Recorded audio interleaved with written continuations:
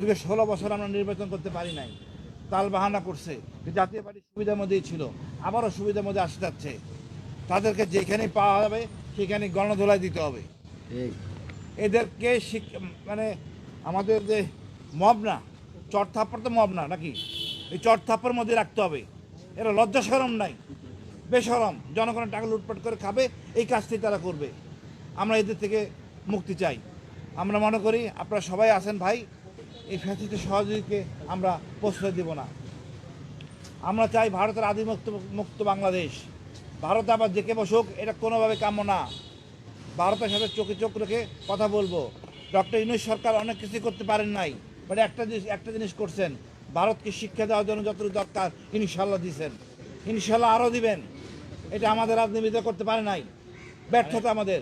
54 বছর আমরা সাফার করছি, যা ইচ্ছে তাই ভারত করে গেছে, শহীদ জিয়ার অংশটুকু ছাড়া।